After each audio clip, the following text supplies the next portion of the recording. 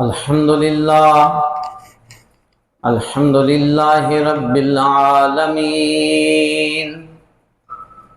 والصلاة والسلام علی سید الانبیاء والمرسلین وعلی آلہ واصحابہ واہل بیتہ اجمعین اما بعد فاعوذ باللہ من الشیطان الرجیم بسم اللہ الرحمن الرحیم ان اللہ وملائکتہ یصلون علی النبی یا ایہا الذین آمنوا صلوا علیہ وسلموا تسلیما الصلاۃ والسلام علیک یا سیدی یا رسول اللہ وعلى آلك واصحابك يا سيدي يا حبيب الله الصلاة والسلام عليك يا سيدي يا نبي الله وعلى آلك واصحابك يا سيدي يا نور الله۔ ہر جمعۃ المبارک کو ہم وظائف پڑھ کے اپنی اس محفل کا آغاز کیا کرتے ہیں۔ میں آپ کو پڑھاتا ہوں، آپ پڑھیے۔ اللہم یا رب لک الحمد کما ینبغی لجلال وجہک ولعظیم سلطانک سبحانک اللہم وبحمدک لا الہ الا انت استغفرک واتوب الیک سبحان اللہ وبحمدہ سبحان اللہ العظیم وبحمدہ استغفر اللہ استغفر اللہ الذی لا الہ الا ہوا علیہ توکلت وہو رب العرش العظیم۔ اللہم صلی علی سیدنا و مولانا محمد عدد ما فی علم اللہ صلاۃ دائمۃ بدوام ملک اللہ۔ جزا اللہ عنا سیدنا و مولانا محمدا ما ہوا اہلہ۔ اللہم صلی علی سیدنا و مولانا محمد وعلی آلہ وسلم۔ جزاکم اللہ خیرا کثیرا۔ الحمدللہ تعالی جل شانہ جمعۃ المبارک کی برکتیں پانے کے لیے ہم سب یہاں اکٹھے ہو رہے ہیں۔ ہم نے نبی کریم صلی اللہ تعالی علیہ وآلہ وسلم کی شان میں حضرت سیدہ خدیجہ الکبریٰ رضی اللہ تعالی عنہا کا کس طرح آقا سے نکاح ہوا یہ واقعہ شروع کیا تھا، اور آپ حضرت خدیجہ رضی اللہ تعالی عنہا کی شان میں آج ہم کچھ آگے بولیں گے۔ ہمارے نبی کریم صلی اللہ تعالی علیہ وآلہ وسلم جو بڑے کمالات کے مالک ہیں، بڑی شان والے ہیں، جو ان کی زوجیت میں آ گئی، جو خاتون ان کی زوجیت میں آ گئی، اسے اللہ نے کیا مقام دیا۔ میں آپ کو بتاتا چلوں کہ اللہ پاک نے ارشاد فرمایا النبی اولیٰ بالمؤمنین من انفسہم، کہ میرے نبی کریم صلی اللہ علیہ وآلہ وسلم کی شان یہ ہے کہ وہ مومنوں تمہاری جانوں سے بھی زیادہ تمہارے قریب ہیں۔ سبحان اللہ۔ تمہاری جانوں سے بھی زیادہ وہ تمہارے قریب ہیں۔ وَأَزْوَاجُهُ أُمَّهَاتُهُمْ، اور ان کی بیویاں وہ مومنوں تمہاری مائیں ہیں، ان کی بیویاں تمہاری مائیں ہیں۔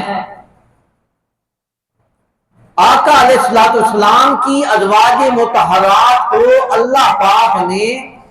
تمام مومنین و مومنات کی ماں کا مقام عطا فرمایا کہ تمہاری مائیں ہیں۔ اب ماں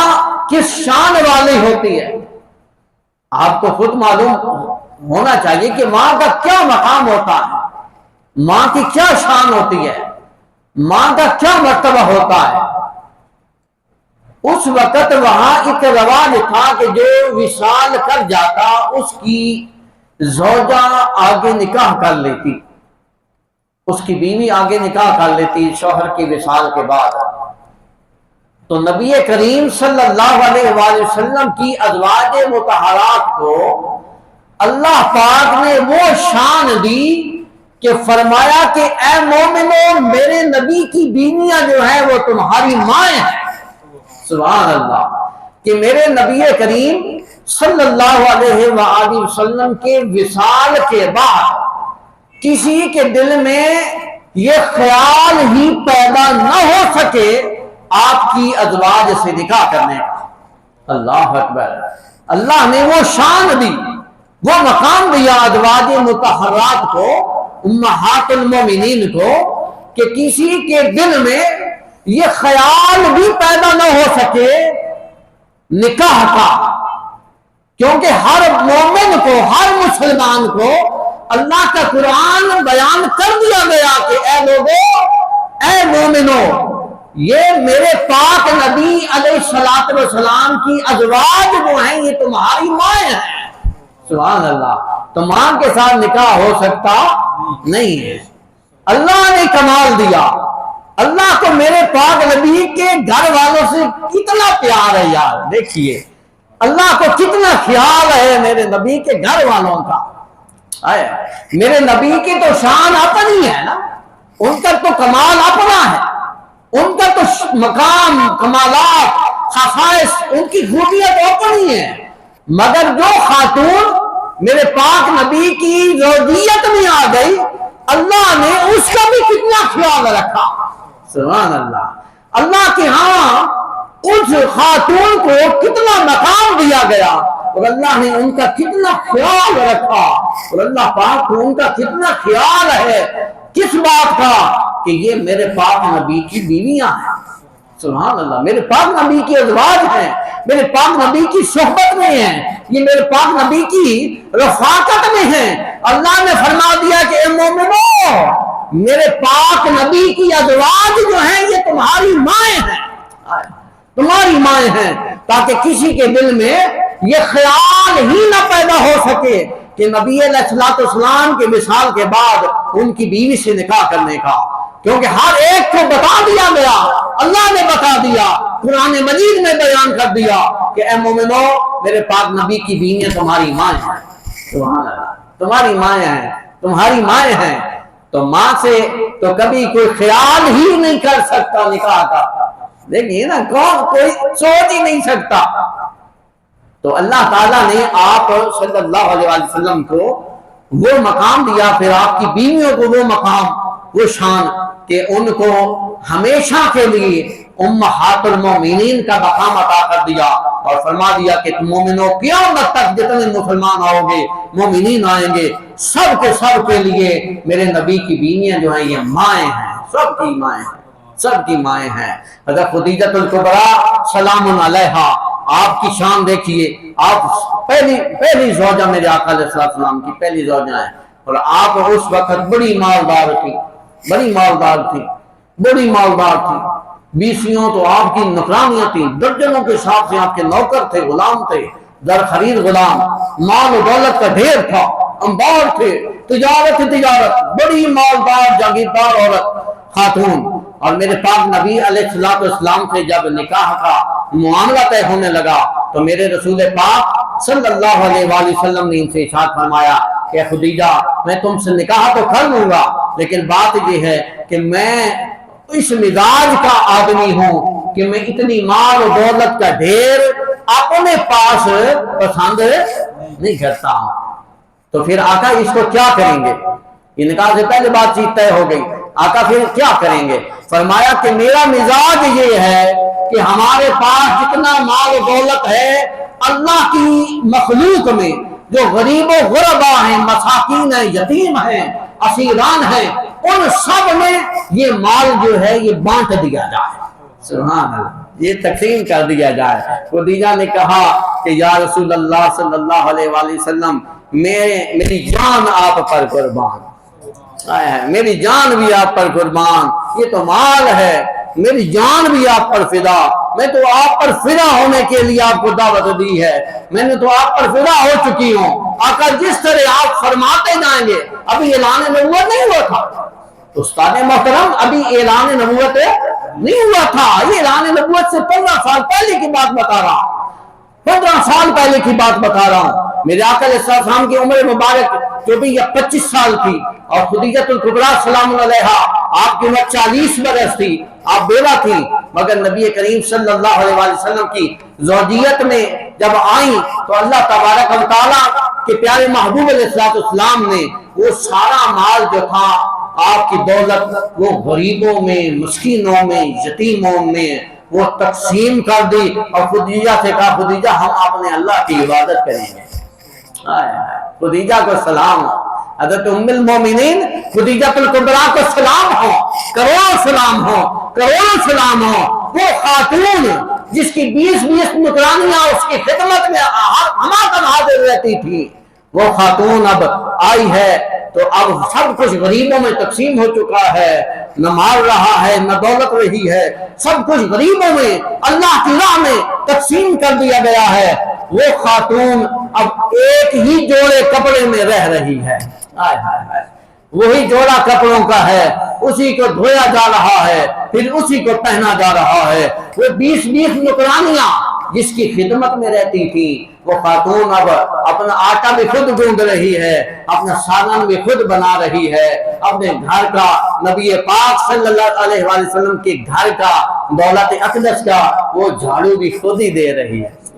سبحان اللہ۔ جن نے کبھی جھاڑو کو ہاتھ ہی نہیں لگایا تھا استاد جی، استاد محترم، جن نے کبھی جھاڑو کو ہاتھ ہی نہیں لگایا تھا، 20 سے زیادہ تو نگرانیاں تھی، وہ خاتون اب جھاڑو بھی خود دے رہی ہے،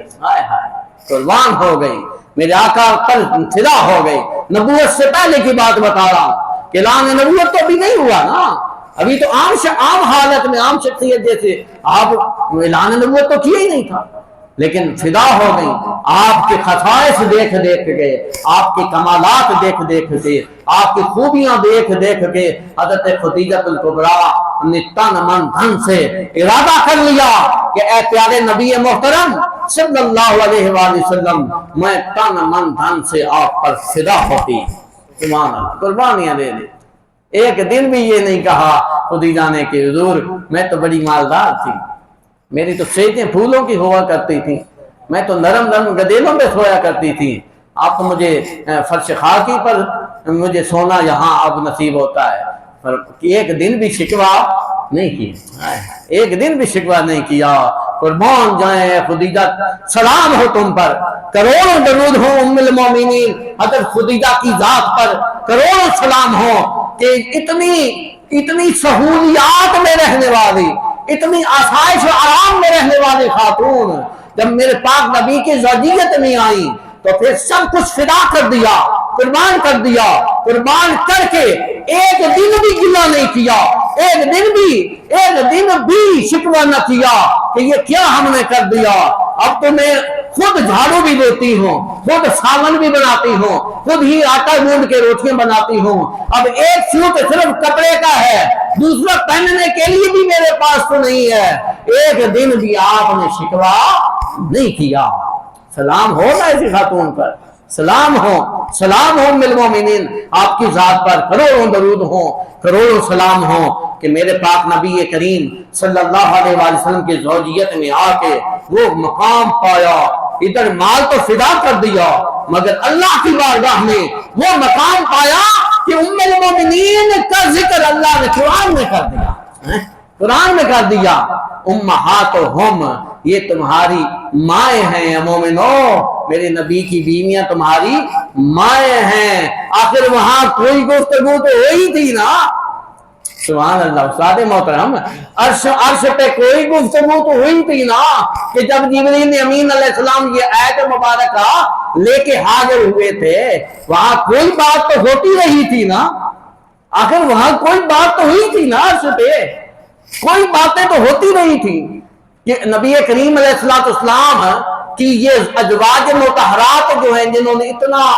اپنے نبی پاک کے قدموں میں سب کچھ فدا کر دیا ہے، ان کے بارے کیا ارادہ ہے؟ رب نے اپنا ارادہ ظاہر کیا۔ عرش پر کوئی مشورہ تو ہوا ہوگا نا، کوئی میٹنگ تو ہوئی ہوگی نا کہ نبی پاک کی بیویوں کو کون سے مقام میں رکھنا ہے، کون سے کمالات دینے ہیں، ان کو کیا درجات دینے ہیں، ان پر کیا انوار و تجلیات کرنے ہیں، ان کو کس مقام پر فائز کرنا ہے۔ آخر مشورہ ہوا ہوگا، وہاں میٹنگ عرش پر ہوئی ہوگی، اور اس میں یہی پاس اللہ نے کیا ہوگا کہ اے فرشتوں جاؤ، اے جبریل جا، قرآن مجید کی یہ آیت مقدسہ لے کے پہنچ جا، اور جا کر میرے محبوب کی بارگاہ میں یہ آیت مبارکہ پیش کر دے کہ اے پیارے محمد صلی اللہ علیہ وآلہ وسلم، النبی اولا بالمؤمنین من انفسہم، آپ اللہ کے نبی مومنوں کی جانوں سے بھی زیادہ قریب ہیں، اور آپ کی بیویاں ان تمام مومنوں کی مائیں ہیں۔ اللہ نے ماں کا مقام دے دیا، امت سوری امت کی ماں کا مقام دے دیا۔ حضرت خدیجہ الکبریٰ سلام علیہا یہ بڑی شان والی تھی، اور ان کا وصال جب ہوا، ان کے وصال پر میرے آقا کو بہت دکھ ہوا۔ اس سال میں حضرت ابو طالب کا بھی وصال ہوا، اس سال کا نام بھی آقا نے رکھ دیا عام الحزن، غم کا سال۔ اس سال کا نام کیا رکھا؟ عام الحزن، غم کا سال۔ یہ غم کا سال ہے کہ میری خدیجہ بھی مجھ سے جدا ہو گئی، اور میرے نبی کریم صلی اللہ علیہ وسلم نے فرمایا کہ میرے چچا بھی مجھ سے جدا ہو گئے، جو میرے ساتھ بڑی محبت کرتے تھے۔ خدیجہ کی قربانیاں آقا کو یاد آتی کہ خدیجہ نے میرے ساتھ کتنی قربانیاں دیں۔ اور یہ اب کب یہ مسئلہ بنا؟ یہ 10 نبوی کو، جب وہ اپنا شیب ابی طالب سے واپس آئے تھے نا، تو شیب ابی طالب کے جو 3 سال وہ گزارے گئے، 7 8 9 وہ 10ویں سال جب واپس آئے 3 سال گزارنے کے بعد، اس میں محسوس رہے تھے، قید رہے تھے آقا علیہ السلام اور آقا کی بیویاں اور آقا علیہ السلام کے چچا ابو طالب اور کافی سارے قبیلے کے لوگ۔ اس 3 سال کی قید محسوس رہنے کے بعد جب اس شیب ابی طالب کی گھاٹی سے رہائی ملی اور مکہ میں واپس آئے، تو اس وقت کیونکہ وہاں بھوک اور پیاس اور شدت مطلب اتنی، کھانے کو تو ملتا کچھ نہیں تھا، پتے کھا کھا کے گزارا کیا اور بڑی مشکلات میں رہی۔ اور دیکھیے اس خاتون نے وہاں بھی کوئی شکوہ نہیں کیا، پھولوں کی سیج پر سونے والی وہ خاتون خدیجہ الکبریٰ نے کہا یا رسول اللہ آپ پر میری جان بھی فدا ہے، میں شکوہ نہیں کروں گی، بھوک ہے، پیاس ہے، تنگی ہے، جو کچھ ہے میں برداشت کروں گی، مگر آپ کا ساتھ نہیں چھوڑوں گی، آپ کا ساتھ نہیں چھوڑوں گی۔ خدیجہ الکبریٰ جب اس وہاں بیمار ہوئے، شیب ابی طالب کی اس گھاٹی کے اندر جب محصور تھے، تو اس وقت بیمار ہو گئی، تو پھر واپسی جب مکہ مکرمہ میں ہوئی تو انہی دنوں میں حضرت سیدہ خدیجہ الکبریٰ سلام علیہا کا وصال ہو گیا۔ اور اسی سال پھر آپ کے چچا ابو طالب بھی شیب ابی طالب کی گھاٹی میں محصور تھے، وہ بھی اسے بھوکوں کی پیاس اور تنگی اور تکلیفوں کی وجہ سے وہ بھی بیمار ہو گئے تھے، وہ بھی اسی سال میں پھر وصال فرما گئے۔ تو میرے آقا علیہ السلام کو بڑا غم ہوا کہ میرا سہارا ایک خدیجہ تھی، میری بیوی میرا سہارا تھی اور مجھے حوصلہ دینے والی تھی، اور بڑی نظر اور دلیر خاتون تھی جس نے مجھے ٹیک دے رکھی تھی، وہ خاتون بھی چلی گئی، اور چاچو جنہوں نے مجھے ٹیک دے رکھی تھی وہ بڑا سہارا تھے میرے لیے، ابو طالب بھی چلے گئے۔ آقا نے اس سال کا نام رکھ دیا عام الحزن، غم کا سال، اور غم کے سال کو فرمایا کہ یہ غم کا سال قیامت تک یہ چلتا رہے گا، یہ یادیں رہیں گی، یہ باقی رہیں گی یادیں، قیامت تک رہیں گی۔ تو بات کرنے کا مقصد یہ ہے کہ قربانیاں انہوں نے دی، کتنی دی، کس طرح دی، کتنے بھوکیں برداشت کی، تکلیفیں برداشت کی، اور ہم تک دین اسلام پہنچایا۔ اور اس دین اسلام کے پہنچائے جانے میں انہوں نے کوئی کسر نہیں چھوڑی، جتنی قربانیاں ان سے ہو سکتی تھی سب کچھ فدا کر دیا۔ صحابہ کی شان بھی تو دیکھیے نا کہ کس طرح انہوں نے قربانیاں دیں، امہات المومنین نے کس طرح قربانیاں دیں، آقا کے غلاموں نے کس طرح قربانیاں دیں۔ یہ قربانیوں کا سلسلہ چلتا رہا، تب آ کر یہ دین اسلام پھیلا اور ہم تک پہنچا۔ اور جب ہم تک پہنچا، اب ہم مسلمان کس طرح کمزور ہیں کہ ہم ان پر درود پڑھنے میں بھی اتنی کنجوسی کر جاتے ہیں، اتنی ہم کمزوری دکھا جاتے ہیں کہ وہ ان پر درود ہی نہیں پڑھ سکتے ہیں۔ ارے ہم دیکھیے نا، ہم لوگوں نے قربانیاں کیا دینی ہیں؟ استاد محترم، ہم نے قربانیاں خاک دینی ہیں۔ قربانیاں تو انہوں نے دی ہیں جن کو میں بتا رہا ہوں کہ تن من دھن سے فدا ہو گئے، سب کچھ آقا کے نام پر قربان کر دیا، دین کے لیے قربانی دی ہے تو انہوں نے دی ہے نا، ہم نے کون سی قربانی دی ہے؟ سوچئے تو صحیح، ہمارے پاس تو 5 وقت نماز پڑھنے کا بھی ٹائم نہیں ہے، ہمارے پاس تو درود پاک پڑھنے کا بھی ٹائم نہیں ہے۔ درود پاک کی بات کرو تو ہم کہتے ہیں کہ ٹائم نہیں ملتا، نماز کی بات کرو تو ہم نے نماز پڑھی ہوئی ہے، اور خدا کے بندے تو نے نماز خوابوں میں پڑھی تھی، کہاں پڑھی تھی نماز؟ آج دیکھ ان کی قربانیاں، جن کی قربانیوں کے صدقے دین یہاں تک پہنچا ہے، انہوں نے تو ایک دن بھی نماز نہیں چھوڑی، انہوں نے تو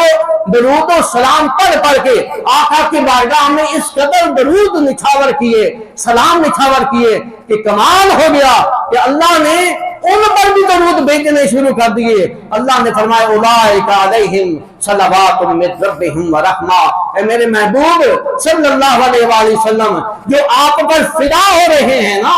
جو آپ پر فدا ہو رہے ہیں تن سے، من سے، دھن سے، جنہوں نے آپ کے لیے قربانیاں دی ہیں، اولئک علیہم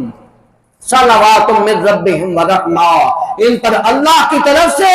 درود بھی آ رہے ہیں اور ان پر اللہ کی طرف سے رحمتیں بھی آ رہے ہیں۔ سبحان اللہ، ان پر درود آ رہے ہیں، اللہ درود بھیج رہا ہے۔ اولئک علیہم صلوات من ربہم ورحمہ، اے میرے نبی کے غلاموں، میرے نبی پر تن من دھن سے قربانیاں دینے والوں، اے میرے نبی کی بیویوں، اے میرے نبی کے صحابہ، اے میرے نبی کے غلاموں، تم نے میرے نبی کی خاطر اتنی قربانیاں دی، اتنی قربانیاں دی کہ تم نے سب کچھ فدا کر دیا۔ لہذا اس فدا کرنے کی وجہ سے میں تجھ پر یہ انعام کر رہا ہوں کہ عرش سے صدا آ رہی ہے، اولئک علیہم صلوات من ربہم ورحمہ، اے میرے محبوب کے غلاموں، تمہارے فدا ہو جانے کی وجہ سے، مال و جان سے قربان ہو جانے کی وجہ سے اللہ عرش پہ جلوہ فرما ہو کر تمہارے اوپر درود بھیج رہا ہے، تمہارے اوپر درود بھیج رہا ہے، تم پر درود بھیج رہا ہے۔ اولئک علیہم صلوات من ربہم ورحمہ واولئک ہم المہتدون، اور وہی ہدایت والے ہیں، جن پر اللہ درود بھیج رہا ہے وہی ہدایت والے ہیں، انہوں نے ہی ہدایت پائی ہے۔ اے مسلمانوں، ہدایت کے لیے تیار ہو جاؤ، ہدایت کے لیے 5 وقت کی نماز پڑھنا ہوگی، ہدایت یافتہ ہونے کے لیے اللہ کا قرآن پڑھنا ہوگا، ہدایت یافتوں میں اپنا نام لکھوانے کے لیے آقا علیہ السلام پر درود و سلام کے گدرے نچھاور کرنے ہوں گے، ہدایت یافتہ لوگوں میں اپنا نام لکھوانے کے لیے تن من دھن سے قربانی کا کچھ نہ کچھ نذرانہ پیش کرنا ہوگا۔ اور اے مسلمانوں، جب تک میرے محبوب کے قریب نہ ہو جاؤ گے اس وقت تک تم پر اللہ کی طرف سے کوئی درود نہیں آئے گا، اللہ کی طرف سے درود اسی پر اترے گا جو میرے نبی کے قریب ہو جائے گا، جو میرے نبی کے لیے قربانیاں دے گا، جو میرے نبی پر فدا ہوگا، جو میرے نبی پر درود و سلام پڑھے گا، جو میرے نبی کے حکم کی تعمیل کرے گا، جو میرے نبی کی اطاعت کرے گا، جو میرے نبی کی فرما برداری کرے گا، جو میرے نبی کی سنت کی اتباع کرے گا، جو میرے نبی کی تعلیمات پر عمل کرے گا، قرآن پڑھے گا، قرآن کی تعلیمات کو عام کرے گا، میرے اللہ کے اس پر درود بھی آئیں گے، میرے اللہ کی اس پر رحمتیں بھی آئیں گی۔ اولئک علیہم صلوات من ربہم ورحمہ واولئک هم المہتدون وما علینا الا البلاغ۔ سنت